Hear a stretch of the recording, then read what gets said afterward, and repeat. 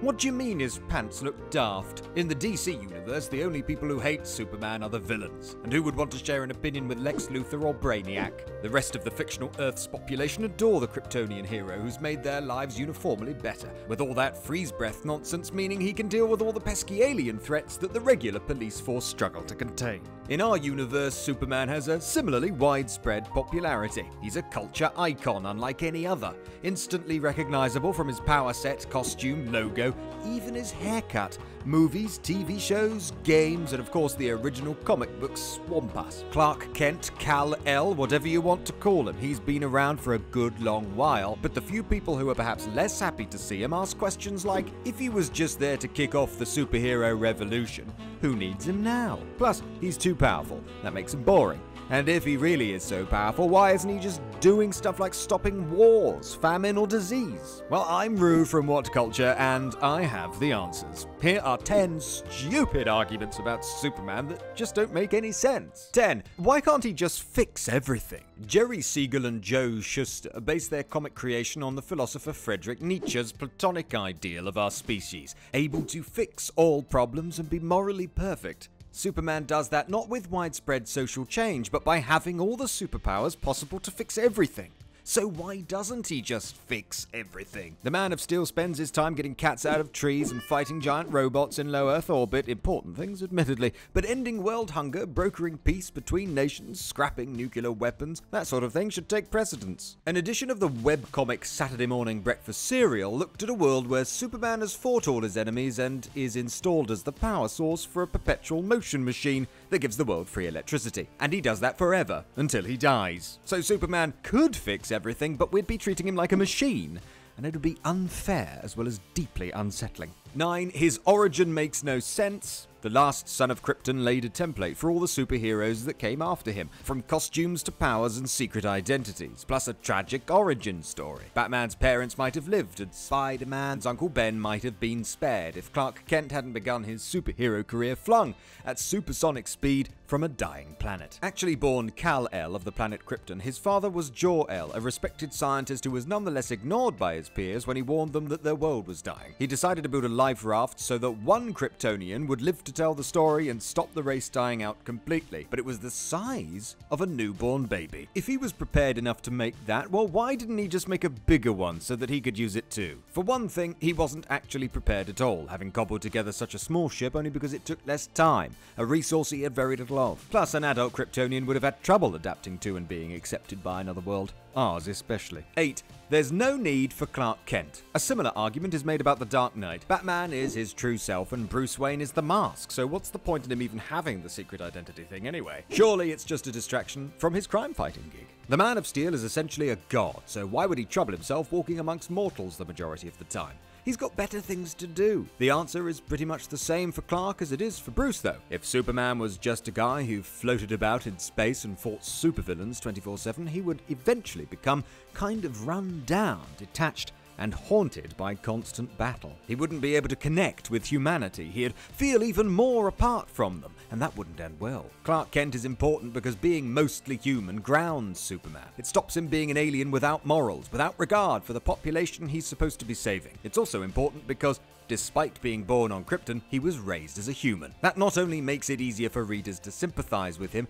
it also means he's just a lot more interesting with a dual identity thing. 7. Whatever Happened to the Man of Tomorrow is the best Superman story. Alan Moore has a track record in comic books. Not only is his superhero work phenomenally popular, well regarded and influential, but it tends to follow a theme, deconstructions of the superhero genre and of specific characters. He started off down this path with Whatever Happened to the Man of Tomorrow and The Last Superman story, which was supposed to close out the character's story before they rebooted him. That meant Moore was tasked with closing out a good 50 years of Superman comic history before John Byrne could update him for the 80s by giving him a mullet. Often it gets held up as a great celebration of the classic innocent golden age of Superman, but it was the opposite. Moore dismantled the character in his usual fashion. Lots of crying, murder, and so on. It's a good story, but not really a Superman story. He's not that much of a murderous sobber. It's subverting everything that Superman is. In fact, the best Superman story is almost certainly Grant Morrison and Frank Quitely's All-Star Superman, a fun, friendly, colourful celebration of the character that revisits every classic enemy, concept and supporting cast member as the Man of Steel realizes he's dying since restarting the sun. Plus, he gets to fight Luthor one last time. 6. Batman is better. A lot of people set up DC's twin titans in direct opposition to each other. Warner Brothers did it themselves in Dawn of Justice, in which the Caped Crusader and Man of Steel duke it out, inspired by Frank Miller's Dark Knight Returns, a comic book not unlike Moore's Superman story. It tore its main character apart, retooling him as a psychopath. Plenty of stories since have exhibited Miller's influence, with Batman usually besting Superman through a combination of wits and kryptonite. Batman is the superhero who gets things done, who will do what absolutely needs to be done in pursuit of some greater good. Plus, he has all the cool gadgets and a far less goofy costume. But Batman and Superman shouldn't be pitted against each other in the first place. They represent opposite sides of the same coin, the light and the dark. One isn't better than the other, they're both necessary, and they keep each other in check. In fact, they're total BFFs, and they're equals, so why even make the argument? 5.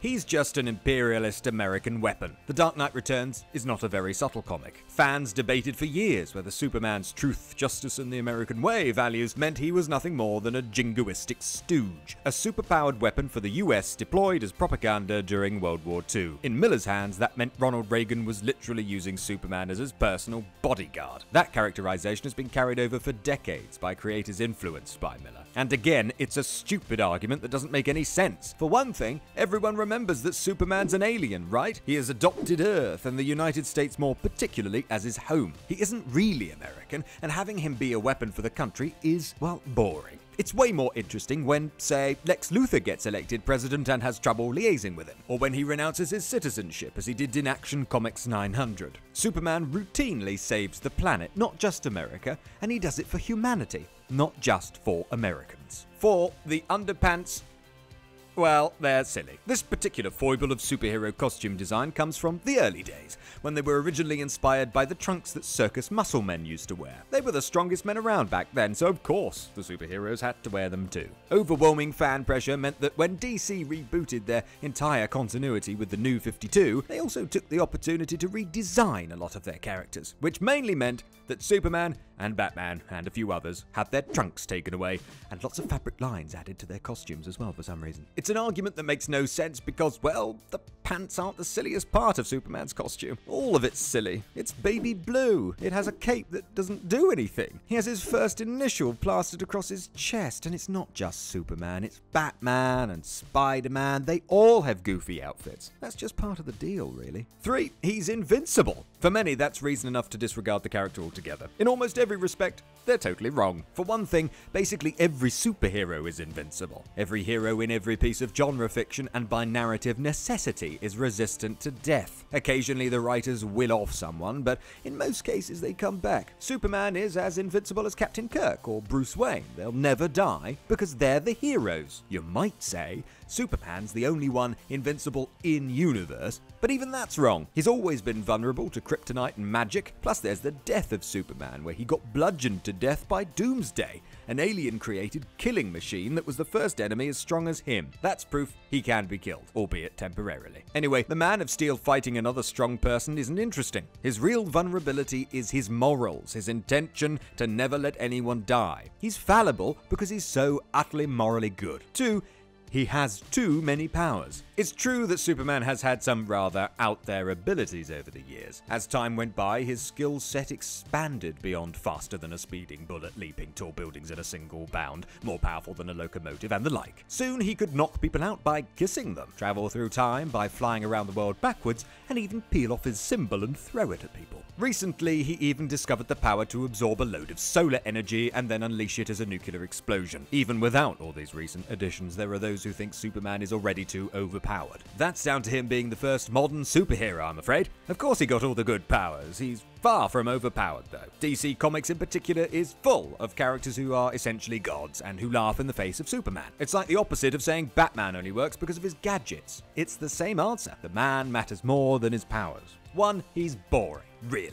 A lot of these arguments are facets of one grand, overarching misgiving many people have against Superman, especially when compared to the multifaceted angst of Batman. If there's never any threat of him dying and there's no conflict, all of his stories must be pretty boring, right? He's also too nice, he's like a big blue Boy Scout. But really, how is Superman's struggle any different to Batman? siblings. Both are orphaned and both struggle to make a difference without going overboard. His supporting cast isn't quite as capable of looking after itself as the extended Bat family, and so a lot of this conflict is found in keeping others safe. Nihilism and cynicism is cheap and easy, leading to the likes of Frank Miller's Batman, unencumbered by morals in order to break the Joker's neck. But Superman, who wields absolute power, manages not to be corrupted by it. He always tries to do the right thing, even when it isn't easy, or even a smart move. He tries to be better than human, which is clearly more interesting. So which other misconceptions have you heard about Superman? Share the most frustrating in the comments below, and in the meantime, well, don't forget to like, share, and subscribe.